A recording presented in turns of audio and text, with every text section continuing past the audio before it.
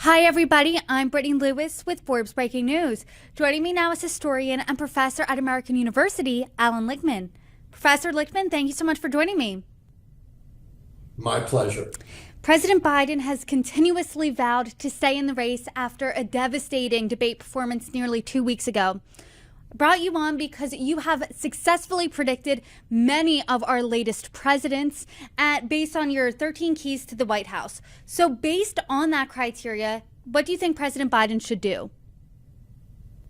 You know, one thing that all of those critics, the operatives, the politicians, the journalists, the pundits, the pollsters, who are urging President Biden to step down, the one thing they have in common is zero successful track record in predicting elections.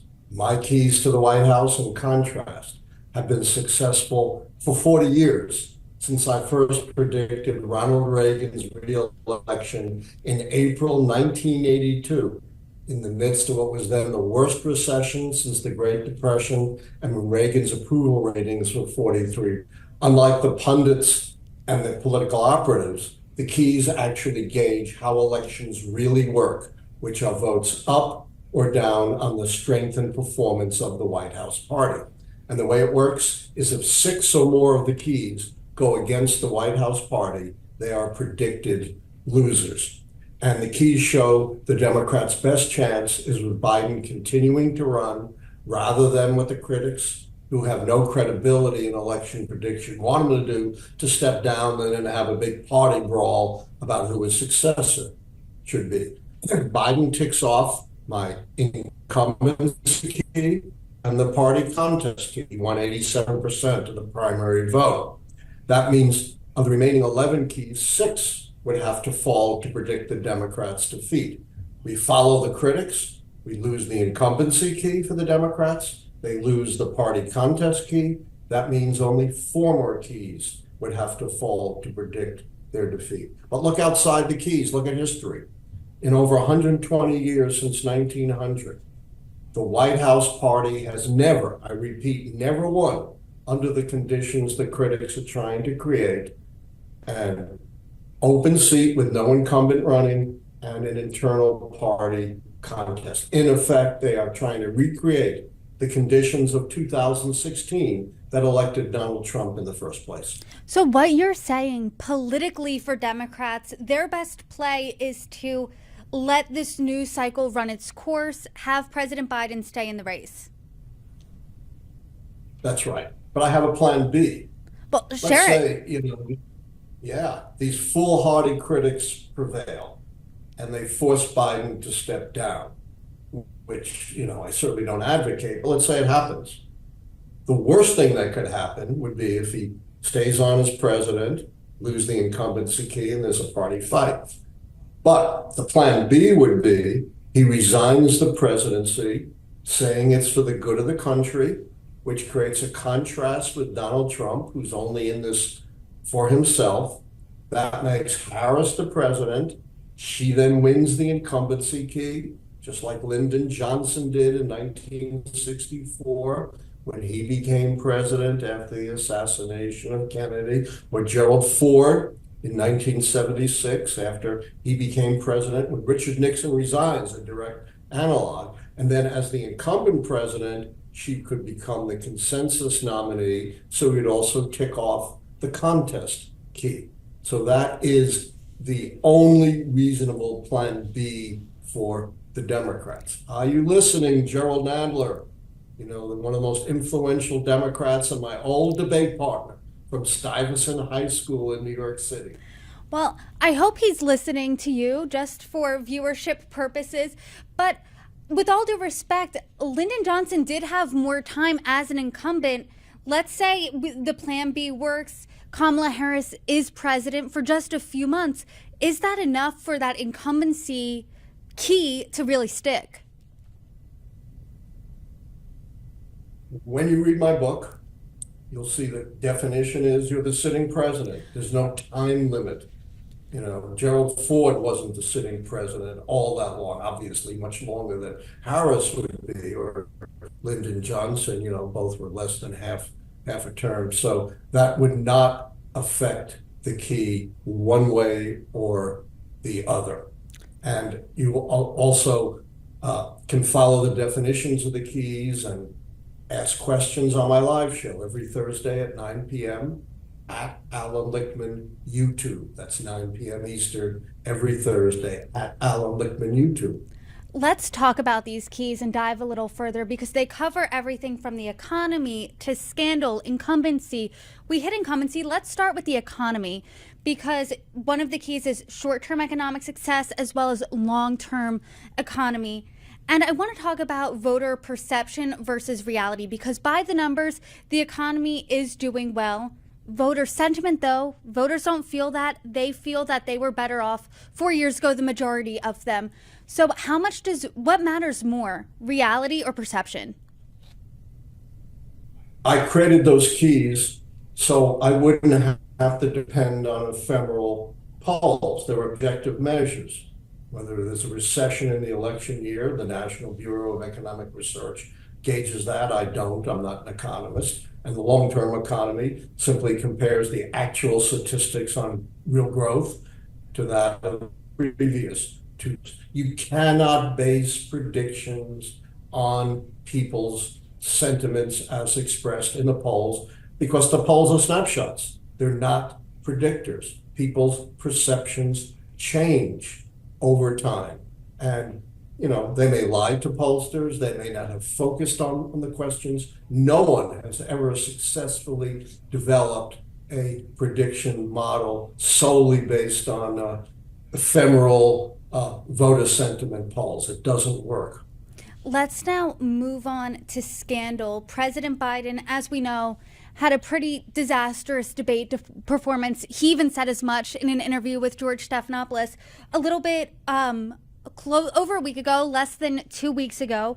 And both parties have questions regarding his mental fitness, his acuity, and there has been a growing sense from both Democrats and Republicans that there has been a concerted effort from top White House aides to conceal President Biden's mental fitness. Do you think this qualifies as any type of scandal? No, scandal has to involve fundamental corruption like we saw in Watergate or Donald Trump's attempts to subvert and overturn the 2020 election. No president has ever been transparent about their health, starting with George Washington and running through every other American president, including Ronald Reagan, JFK, FDR, Grover Cleveland, you name it. So no, that is not a scandal. And the other thing, of course, is, we talk about the disastrous debate. Let me say a few things about that. One, it's not the most disastrous debate in Democratic Party history. We forget, because of the terrible media coverage, that a third of respondents thought Biden won. Contrast that with Obama's first debate against Mitt Romney. Only 20% of respondents thought that Obama won. And we got the same kind of headlines. Panic within the Democratic Party, campaign in freefall. And the swing in the polls was much greater than the swing we saw after Biden's debate. Romney went from 7 points down among likely voters to 4 points up. And just like the pundits pronouncing Biden dead, the pundits pronounced Obama dead. Romney was going to win. The polls showed, he's way ahead. And guess what? Obama won an electoral college landslide with 332 votes to 206 for Romney. That's why you got to be so careful.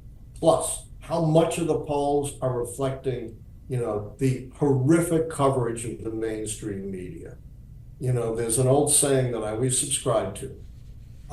It's not just the evil people who wreak havoc on this world, it's the good people who don't do enough to stop them. Certainly, it's perfectly legitimate to focus on Biden, but it's an almost exclusive focus on Biden. Why wasn't there at least an equal focus on the disastrous Donald Trump debate, where he tried to lie his way to the presidency? Huge lies. Do you think that is about 2020? Professor, do you So the media, let me finish. The media is utterly complicit with Donald Trump. And if Donald Trump wins, the media is going to be really, really sorry, because among other things that this authoritarian will do will be to eliminate press freedom. Professor, with all due respect, I mean, the media has coverage President Trump's over 30 lies. I mean, that was obviously overshadowed by President Biden's performance. Do you think that it would have gotten more coverage if President Biden would have been able to properly rebut him while he was on stage? Absolutely. And as I said, there are good reasons to cover Biden. But, I get these news feeds, and it's at least 5-1 or more on Biden versus Trump. And here you are falling into the Donald Trump trap, which makes you and the media complicit. Oh, we know about Donald Trump's lies. We've covered that. And so you become inured to it. You become complacent about it. Democracy is precious. And like all precious things, it can be destroyed. The golden age of democracy after World War I saw more than 24 democracies. By the 1940s, that had been cut more than in half. Then you had a new golden age at the end of the 20th century, and now that is being destroyed. So this notion, we all know about Donald Trump's lies, we don't need to emphasize it, you're falling right into the trap. Professor, with all due respect, I mean, I have covered President Trump, his trials, the lies very thoroughly.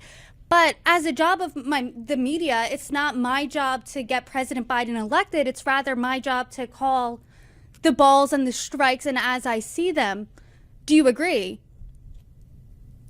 Completely, but you don't call the strikes for Donald Trump in the debate. All the focus has been on Biden.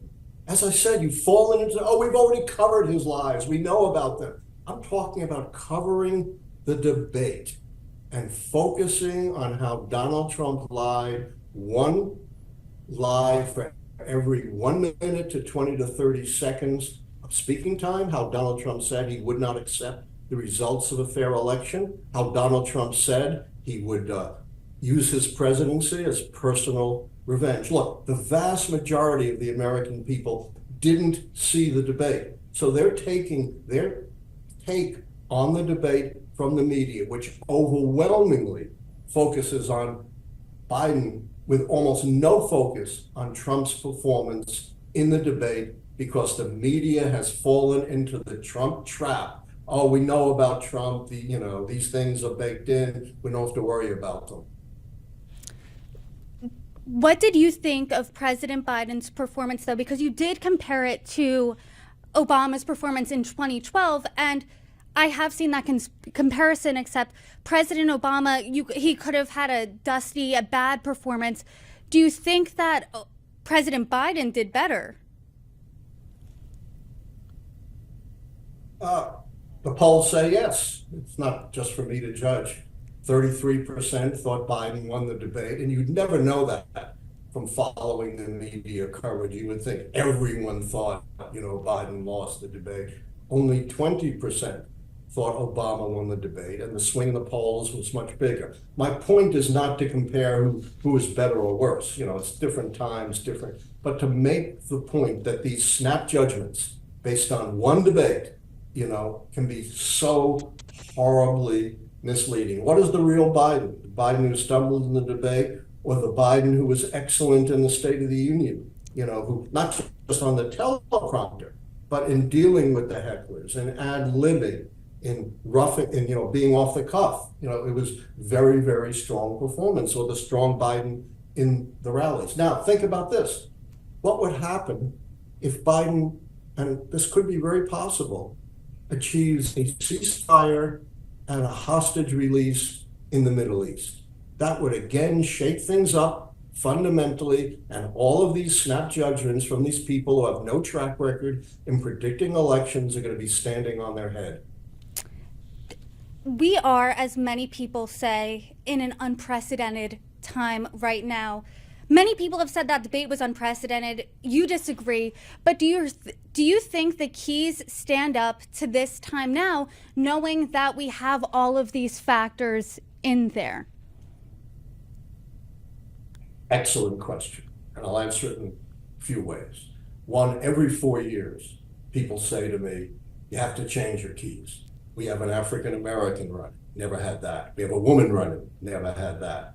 We have social media. We have the unique situations of 2024. And my answer is twofold. One, you can't change a model on the fly. That's a recipe for error. Two, the keys are very robust. Retrospectively, they go all the way back to 1860. When women didn't vote, blacks were enslaved. You were an agricultural economy. There were no poles, no automobiles, no jet planes. Fundamentally different demography, society, economy, politics. Finally, I'm not so arrogant as to claim that, nothing outside the keys can be so unprecedented to shake things up outside the context of the keys. Absolutely. I'm not psychic Gene Dixon with a crystal ball. I'm not Speaker Mike Johnson who claims the Almighty speaks to him. My system is based on history. And we do have some very extraordinary situations. We have one candidate on the one hand about whom there are legitimate questions about his capabilities, and we have a convicted felon who has directly threatened to destroy American democracy. He said, I'll be a dictator only on day one. Well, every dictator in the history of the world who's been a dictator on day one has been a dictator forever. So we do have some very extraordinary situations outside the context of the keys. I don't change my keys. I can't do that, but I do recognize that I'm not so arrogant as to claim nothing else could affect an election.